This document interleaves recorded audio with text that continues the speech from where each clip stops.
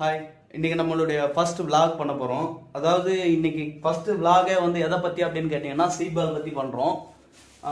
சீக்பால்னா என்னன்னு கேட்டிங்கன்னா வந்து ஒரு பால், அதாவது ஒரு களிமண், அந்த களிமண் உள்ள வந்து ஒரு சின்ன விதை வச்சுருப்பாங்க. அதை வந்து ஒரு பால் மாதிரி பண்ணியிருப்பாங்க. இப்போ நம்ம என்ன பண்ண போகிறோம்னு கேட்டிங்கன்னா போகிற வழியெல்லாம், அதாவது பைக் ரேலி ஒன்று போகிறோம். அந்த போகிற வழியெல்லாம் வந்து இந்த பால் த்ரோ பண்ணிகிட்டே போகிறோம். அந்த பால் மேலே எப்போ சன்லைட் வாட்டர் படுதோ, அதாவது ரெயின் இல்லை சன்லைட் படுதோ, அந்த சுச்சுவேஷனில் அது ட்ரீயாக வளரும் அப்படின்றது தான் இந்த கான்செப்ட். ஸோ இங்கே பார்த்தீங்கன்னா வந்து ஓவரால் 2300 சீட் பால்ஸ் இருக்குது. ஒரு கவரில் 15 சீட் பால்ஸ் இருக்குது. ஸோ இங்கேருந்து ஸ்டார்ட் பண்ணுவோம்.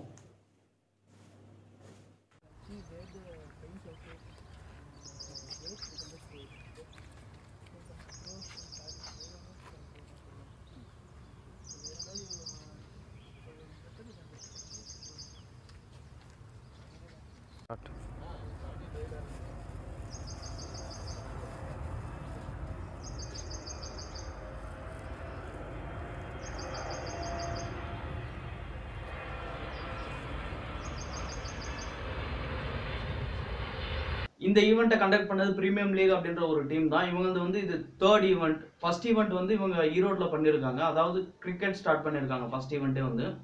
அதில் என்ன இருக்குன்னா 30 டீம்ஸ் ஜாயின் ஆயிருக்காங்க. 20,000 எக்ஸஸ் அமௌண்ட் இருந்திருக்கு ஸ்பான்சர்ஷிப்பில் வந்த அமௌண்ட். அந்த அமௌண்ட் என்ன பண்ணியிருக்காங்கன்னா ஒரு ஃபார்மருக்கு டொனேட் பண்ணியிருக்காங்க. இவங்களுடைய செகண்ட் ஈவெண்ட்டும் கிரிக்கெட் தான். அது வந்து international institute of business studies அப்படின்ற காலேஜில் கண்டக்ட் பண்ணியிருக்காங்க. அந்த கிரிக்கெட்லாம் முடிஞ்சு எக்ஸஸ் அமௌண்ட் வந்தது வந்து சிஎஸ்ஐ ஆர்ஃபனேஜுக்கு டொனேட் பண்ணியிருக்காங்க. இப்போ இவங்க தேர்ட் ஈவெண்ட் இதை கண்டக்ட் பண்ணுறாங்க. அதாவது சீட் பால் அப்படின்ற ஈவெண்ட்டை கண்டக்ட் பண்ணுறாங்க. இந்த சொசைட்டிக்கு இன்னும் நீங்கள் நிறையா பண்ணணும் அப்படின்னு என்னுடைய வாழ்த்துக்கள். இந்த பிரீமியம் லீகுடைய லாங் டேர்ம் கோல் என்னன்னு பார்த்தீங்கன்னா, அவங்க வந்து சோஷியல் வெல்ஃபேர் அப்படின்னு சொன்னாவே வந்து பிரீமியம் லீக் அப்படின்ற ஒரு கான்செப்ட் மைண்டில் வரணும் அப்படின்றது தான் இவங்களுடைய லாங் டேர்ம் கோலாக இருக்குது. அதுக்காக ஹார்ட் ஒர்க் பண்ணிட்டு இருக்காங்க. நம்மளோட விளாக் பார்த்தீங்கன்னா இங்கேருந்து ஸ்டார்ட் ஆகுது. எல்லார் கையிலையும் சீட் பால்ஸ் இருக்குது. ஸோ வாங்க போகலாம்.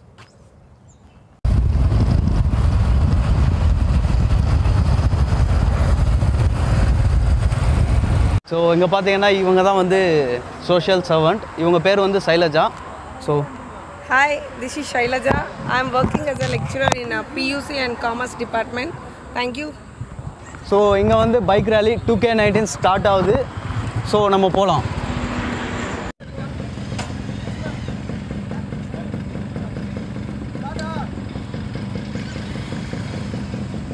ஸோ ஃப்ளாக் ஹாஸ்ட் பண்ணுறாங்க. ரெடியாக இருக்கும் போகிறதுக்கு. போகலாம்.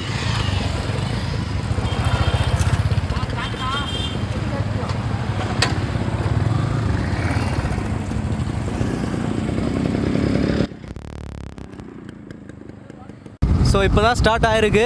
இங்கேருந்து ஒரு 20 to 25 கிலோமீட்டர்ஸ் போகிறோம். ஸோ இங்கேருந்து அந்த சீட் பால்ஸ்லாம் வந்து த்ரோ பண்ணுறோம். ஸோ பார்த்தீங்கன்னா கையில் சீட் பால் இருக்குது.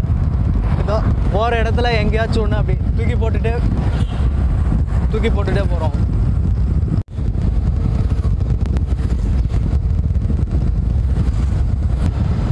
ஸோ இப்போ பார்த்தீங்கன்னா முன்னால் போகிறவர் வந்து சீட் பால் வந்து த்ரோ பண்ணுறாரு.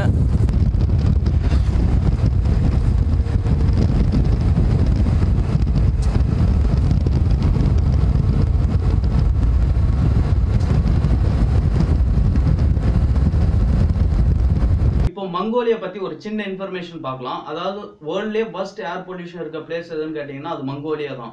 எதனால் இவ்வளோ ஏர் பொல்யூஷன் அங்கே அப்படின்னு கேட்டிங்கன்னா, அங்கே வந்து குளிர் பிரதேசம்ன்றனால அவங்க வந்து கரியை எடுத்து குளிர் காயறதுக்காக காஃபி டீ எது பண்ணுறதா இருந்தாலும் அவங்க வந்து கரியை தான் யூஸ் பண்ணுவாங்க. கரியை கொளுத்துறப்ப என்ன ஆகுதுன்னு கேட்டிங்கன்னா கார்பன் மோனாக்சைடுன்ற ஒரு கேஸ் வந்து ரிலீஸ் ஆகுது. இந்த கேஸ் வந்து ஹியூமன் பீயிங் ஹைலி பாய்சனஸ். இந்த கார்பன் மோனாக்சைடு கேஸ்னால என்ன ஆகுதுன்னு கேட்டிங்கன்னா அங்கே இருக்க குழந்தைங்களுக்கு வந்து கண்ணு தெரிய மாட்டேங்குது. அதாவது 5 to 6 இயர்ஸ் வரையும் அவங்களுக்கு வந்து சுத்தமாக கண்ணு தெரிய மாட்டேங்குது. டிராஃபிக் சிக்னல் என்ன கலருன்னு அவங்களால நோட்டீஸ் பண்ண முடியல. அந்த அளவுக்கு ஏர் பொல்யூஷனாக இருக்காங்க. ஒரு வருஷத்தில் வந்து 4.3 பில்லியன் பீப்புள் இறந்து போகிறாங்க. இதில் 13% வந்து 5 வயசு குழந்தைகள். திரும்பவும் விளாக்குள்ளே போவோம்.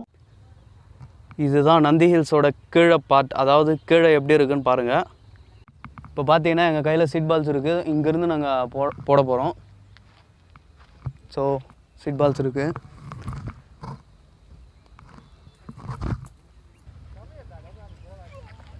பாருங்கள், எல்லாம் த்ரோ பண்ண ஆரம்பிச்சிட்டோம்.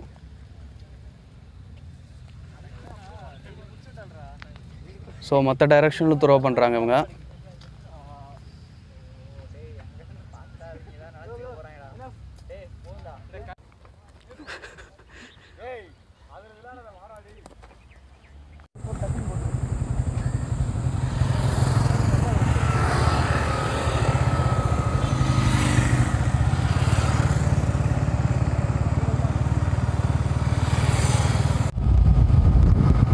இப்போ நந்தி ஹில்ஸ் பக்கத்தில் ஒரு சின்ன கோயில் மாதிரி ஒன்று இருக்குது, அதுவும் ஒரு காடு மாதிரி இருக்குது. அந்த இடத்துக்கு போயிட்டுருக்கோம், அந்த இடத்துல சீட் பெல்ட் ஸ்ப்ரே பண்ணுறதுக்கு. ஸோ இந்த வழியாக போயிட்டுருக்கோம்.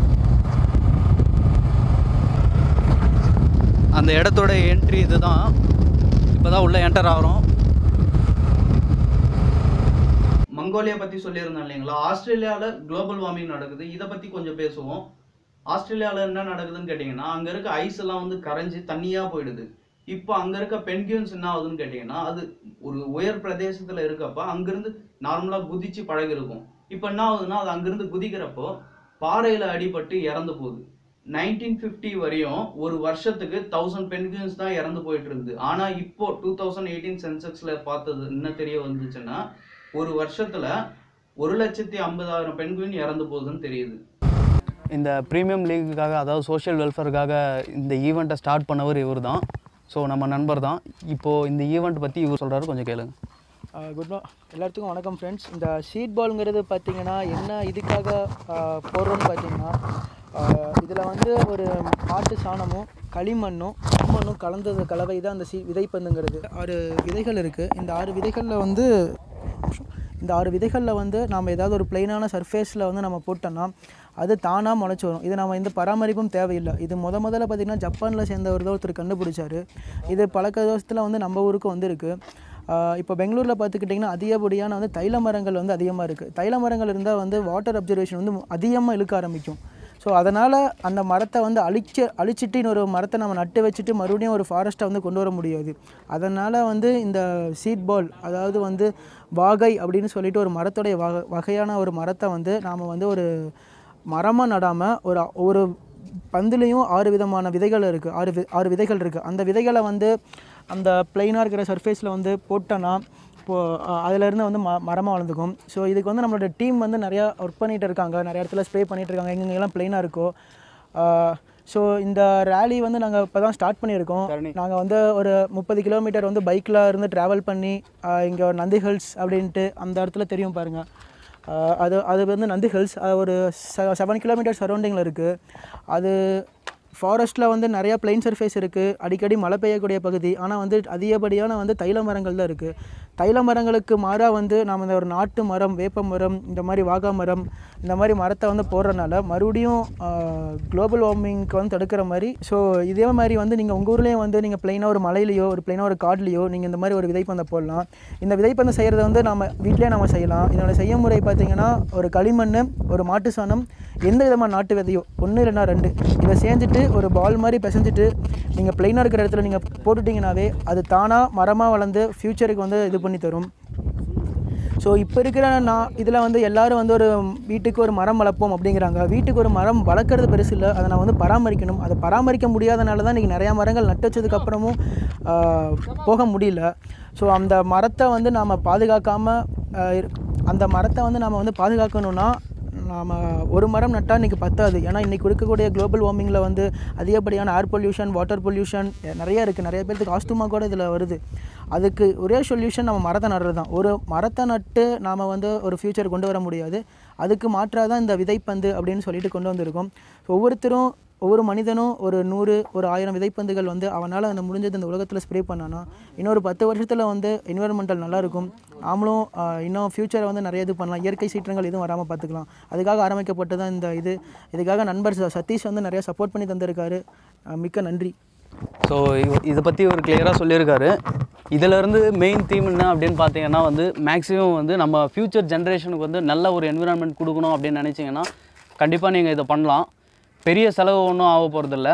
ஒரு சீட் பால் வந்து 5 ருபீஸ் இல்லை 10 ருபீஸ் தான் வரப்போகுது. நீங்கள் த்ரோ பண்ணுறதுனால நம்மளுடைய ஃப்யூச்சர் ஜென்ரேஷன் வந்து இதனால் நல்லாயிருக்கும். ஸோ மேக்ஸிமம் இப்போ பார்த்தீங்கன்னா சிட்டி சைட்லாம் வந்தோம்னா ஃபுல்லாக பொல்யூஷன் இருக்குது. ஸோ நம்ம வில்லேஜெலாம் பார்த்தோம்னா வந்து அந்தளவு இந்த சிட்டி சைடோட கம்பேர் பண்ணோன்னா அங்கே வில்லேஜில் வந்து அந்தளவுக்கு கிடையாதுன்னு தான் சொல்லணும். ஏன்னா அங்கே வந்து மரம் செடியெல்லாம் வந்து பாதுகாக்கிறாங்க. இங்கே சிட்டி சைடு வந்து ரோடு போடுறேன், கன்ஸ்ட்ரக்ஷன் பண்ணுறேன் அப்படின்னு சொல்லி இண்டஸ்ட்ரி கட்டுறேன் அப்படி இப்படின்னு சொல்லி மொத்தத்தையும் அழித்து தள்ளிடுறாங்க. அதனால் இங்கே செடி கொடி இந்த மரம் இதெல்லாம் இல்லாமல் இருக்குது. நம்மளால் முடிஞ்ச உதவியை நம்ம என்விரான்மெண்ட்டுக்கு கொடுத்தா தான் அடுத்து வர நம்ம ஃப்யூச்சர் ஜென்ரேஷன் வந்து நல்லா இருக்கும்ன்றது என்னுடைய அபிப்பிராயம். உங்களால் முடிஞ்ச உதவியை, அதாவது ஒரு குழுவாக போங்க, உங்களால் முடிஞ்சதை கண்டிப்பாக பண்ணுங்கள். ஸோ இங்கே பார்த்தீங்கன்னா இதுதான் நம்மளுடைய லாஸ்ட் சீட் பால். எல்லார் கையிலையும் லாஸ்ட் ஒன்று இருக்குது. So last ball. இப்போ நம்ம சீட் பால் த்ரோ பண்ணிட்டு இருக்கோம் இல்லைங்களா, இந்த மாதிரி ஒரு உயிரினம் இந்த பூமியில நேச்சுராகவே வந்து சீட் பால் த்ரோ பண்ணிட்டு இருக்கு. அது எந்த உயிரினம்னு கேட்டிங்கன்னா தேனி. தேனி என்ன பண்ணணும்னு கேட்டிங்கன்னா, ஒரு பூவில் வந்து தேன் எடுக்கிறதுக்கு போய் அந்த பூ மேலே உட்கார்றப்போ பூவில் இருக்க பார்ட்டிகல்ஸ்லாம் வந்து அந்த தேனி மேலே ஒட்டிக்கும். இந்த தேனி வந்து இன்னொரு பூவை தேடி போகிறப்போ பறக்கிறப்போ அது மேலே இருக்க அந்த பார்ட்டிகல்ஸ்லாம் வந்து கீழே விழுந்து கீழே இருந்து இன்னொரு புது செடி உருவாகும். ஒரு விஷயம் நல்லா ஞாபகம் வச்சுக்கோங்க, நம்ம இல்லாமல் அந்த விலங்குகள்லாம் உயிர் வாழ முடியும், அந்த விலங்குகள் இல்லாமல் நம்மளால உயிர் வாழவே முடியாது. மொத்தமாக 2000 சீட் பால் வந்து த்ரோ பண்ணியாச்சு. இப்போ லாஸ்ட்டாக நம்ம பார்த்தோம் இல்லைங்களா, அதுதான் வந்து லாஸ்ட்டாக எல்லோரும் லாஸ்ட் சீட் பால் த்ரோ பண்ணது. கடைசியாக பார்த்தோன்னா எங்கிட்ட மட்டும் இன்னும் 2 பெண்டிங்கில் இருக்குது. இந்த மரத்தை பார்த்தோன்னா ஃபுல்லாக க்ரீனாக இருக்குது. ஸோ இந்த இடத்துல தண்ணி கிடைக்கும், இந்த சீடு இங்கே வச்சா தண்ணி கிடைக்கும், தண்ணி கிடைச்சி இது மரமாக வரும்னு ஒரு நம்பிக்கையில் இந்த இடத்துல வைக்கிறேன். ஸோ எங்கள் வேலையை நாங்கள் முடிச்சிட்டோம். இனி நீங்கள் தான் ஸ்டார்ட் பண்ணணும். நன்றி, தேங்க்யூ.